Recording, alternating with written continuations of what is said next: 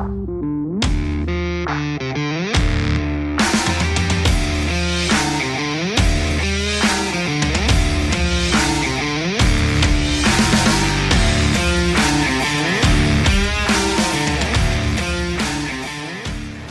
guys, it's Junior. Welcome back to my channel here at Horsepower Warehouse. I have something really cool to show you guys today. As you saw in the thumbnail, we've got something that, I'm just so excited to bring to you. I have a really good customer. He bought this car. He's owned it for quite a while. He contacted me. He said, Junior, I've got this Resto mod. I've owned it for a couple years now. I've never really been able to enjoy it because it kind of has this laundry list of nitpick issues, and I never could really trust the car as a result of what's going on here. So I told him, hey man, I'll take care of you just like I do everyone else. Of course, I can build a heck of a Resto mod from ground up, as I display to everyone, but I'm also really good at correcting current cars. I'm not a prima donna where I'm going to say I only build your car from A to Z and I won't fix what needs fixing. No, absolutely not. If you have a Resto mod or a 4x4 anything that needs correcting to my standards, I'm game. That's really my only caveat is we need to be able to do it to my standards, and that way I can represent the work. It's simple as that. Really neat car here. This unloaded from the truck, I'm like, man, I see the forge lines, I see the Bayer 6 pistons in the rear, Bayer 6 pistons in the front. Those are 2-piece rotors. Man, this is just a really nice looking car. Of course, a black coupe with saddle interior always represents really well. I'll show you guys a little bit of the interior. This is kind of my style of Resto mod. If I were to build one for myself, I guess I should say. It's got the leather dash that's stitched. It keeps all the classic parts of the interior. There's technology in here, but you can't really tell. It's tastefully Resto modded, I guess is what I would say. You can go more custom, but I really think I think the C2 was born with a really fantastic interior. So I hate deviating too far from it because I feel like it's a beautiful design. This one is an LS3. This is on a factory chassis. It has the full RideTech suspension package front and rear, so this car is sitting on coilovers front and rear with tubular A-arms in the front and tubular trailing arms in the rear. As you can see, the LS3 has a sniper on it. It's got some goodies going on here. There's some stuff under the hood that I don't agree with, and we're gonna correct. For instance, I don't know if you guys can tell here, the proximity of the header to the gearbox. And let's go ahead and sneak one of these flashlights out.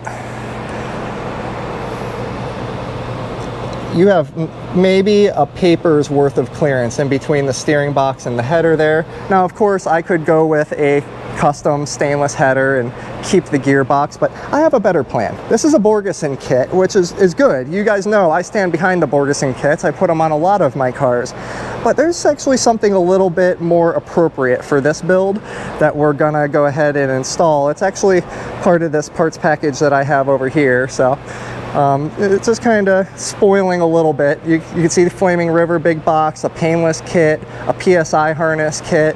You can see a lot of vibrant tubing.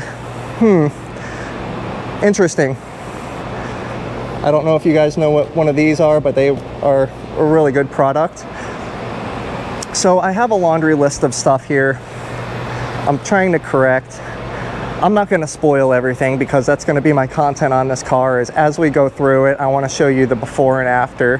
Things like this air cleaner, the intake, I'm not really all that happy about routing it back over the direct line of all the heat that's rising from the header. I'm not really in love with that mass airflow path. We're going to correct some things as we go through here. As you can see in the interior, on the wiring side of things, it's not representative of the work that my shop puts out. And that's the nicest way. I'm not here to slam anyone. I'm definitely not going to call out any shops that built this car, but holy moly. I almost don't want to show you what is wrong with this wiring harness just because I don't want to devalue the car or defile it. Of course, I'm going to correct everything. So why not explain to you guys, you know, what's right from wrong. If you look under your dash and you see a cutoff wire anywhere, you see one here, you see one here, you see one here, in your high-end Resto mod, if you see things like these butt connectors, I don't even like those. You know, look at all the grounds. I mean, more grounds. These people have never heard of a bus bar. It just, there's a more professional way to achieve what is going on here.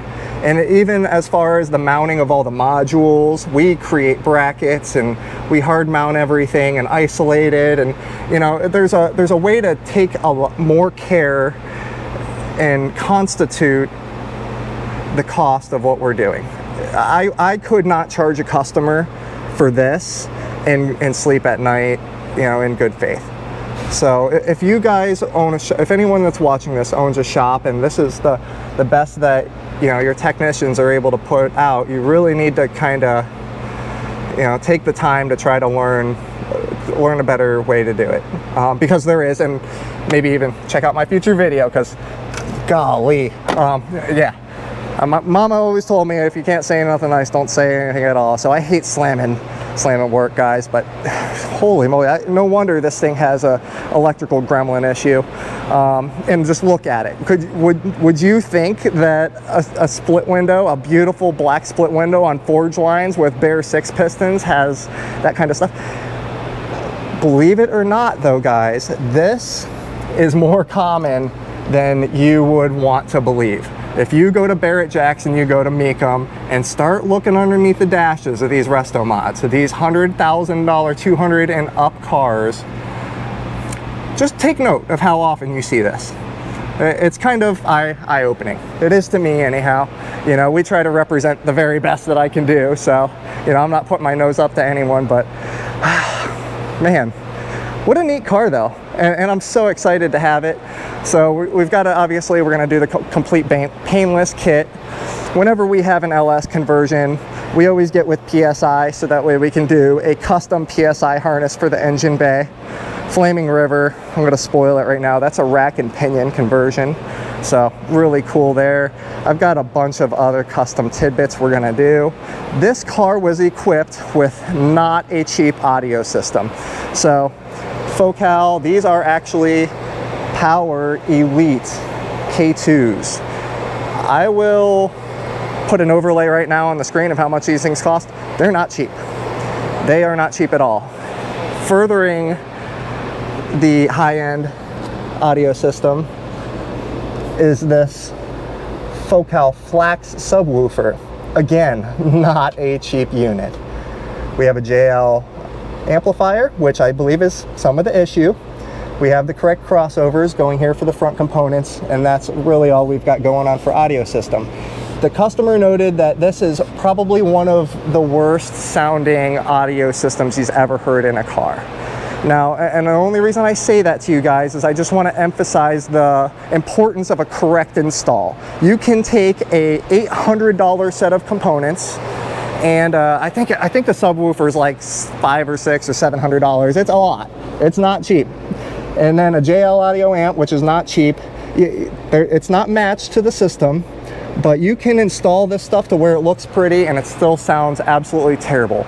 Imaging, tuning, and correctly matching the components here are absolutely the entire game. You can spend the money and have the cool stuff, but if it's not correctly matched and it's not correctly tuned in this case, man, it's just not going to perform. At the end of the day, you know, you have to have someone that has their eye on the ball, the entire scope of what you're trying to achieve.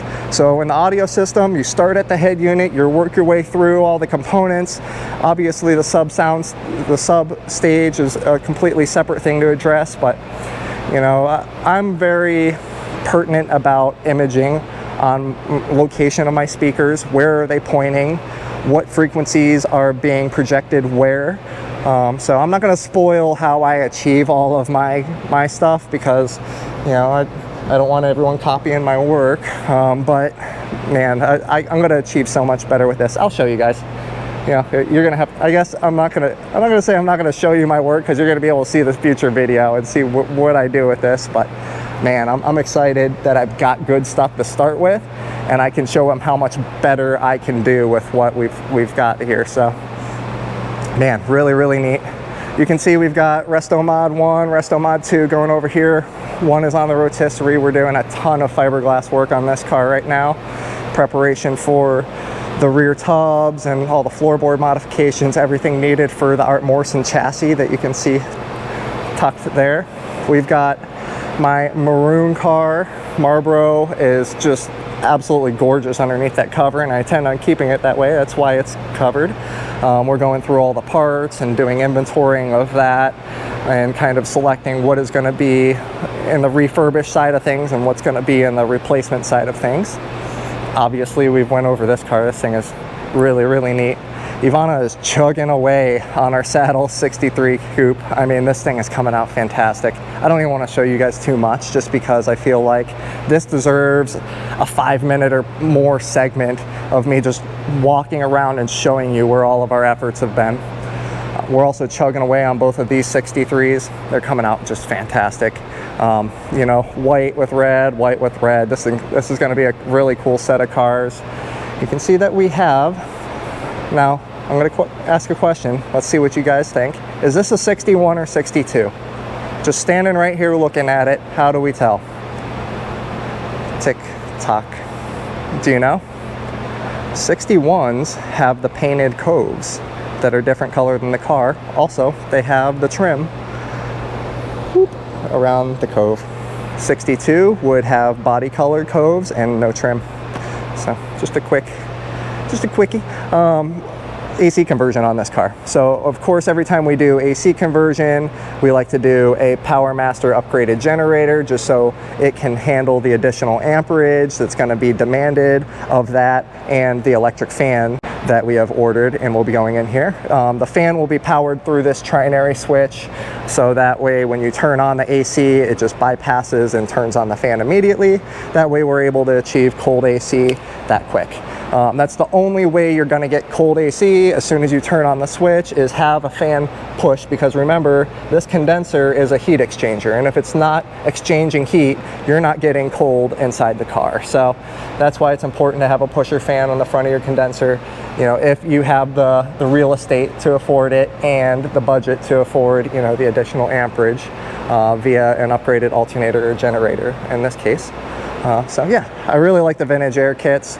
They kind of perform really well, especially in the convertible cars. They don't struggle as much. You're still going to get, you know, mid 50s out of the vents. It looks pretty dang nice too. We color match everything, so you know, it's a more of a factory look.